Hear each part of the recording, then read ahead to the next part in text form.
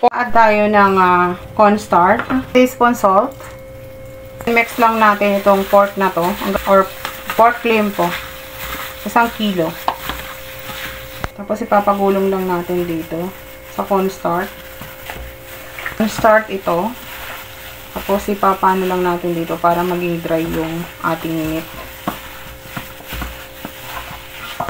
Mantika.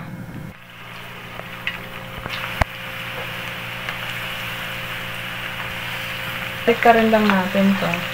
Hindi naman natin to lulutuin. Parang iano lang natin. Alisin lang natin yung pinaka-blood niya.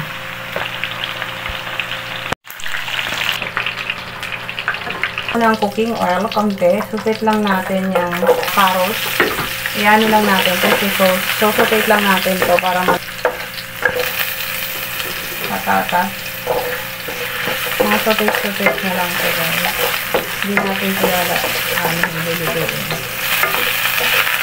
At sintabi lang natin yung kulay. Patay na natin ito. Natin isusutate yung bawang o garlic. Then sutate lang natin.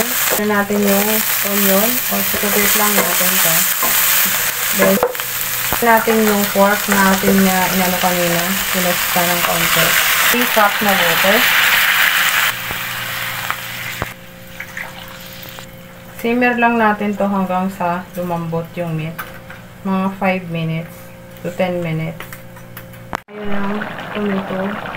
3 tablespoon na ba? Tomato paste. Kaya ganito yung kulay, yung ano na niya, yung kanyang texture ng ating pork. Dahil sa cornstarch na nilagay ko, lumapot na siya. Halo-haloin lang natin. Sunod na natin yung cubes. Half lang. Oyster sauce. Mga 2 tablespoon. 2 tablespoon of fish sauce. Soy sauce. So, atin itong halo-halo. Nalapot na siya kasi yung cornstarch natin nilagay sa pork. Sumalo na siya. 2 tablespoon of seasonings. Natin yung carrots at yung patatas. Red bell pepper. Add na natin yan. Then add na natin yung chili. Gusto ko talaga may chili. Then simmer lang natin mga 2 minutes para maluto yung mga nilagay nating patatas at saka carrots. 1 teaspoon of paminta. 2 teaspoon of sugar. Pambalansi yan sa ating mga nilagay na ingredients. Then, mix lang natin ito.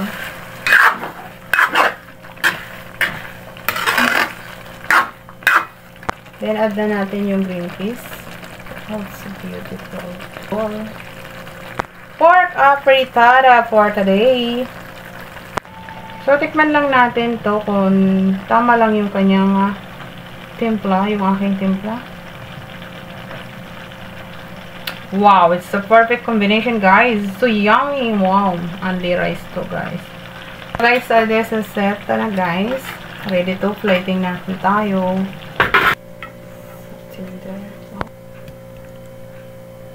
Yolanda Caterings. Yolanda Caterings.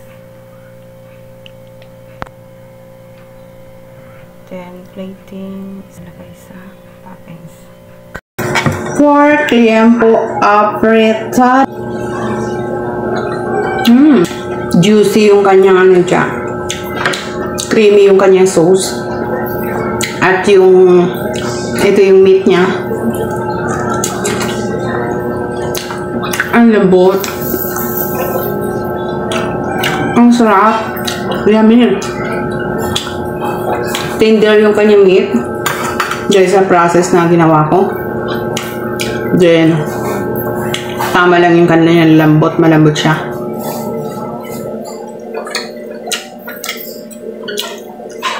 Total. Perfect. 100%. Yummy.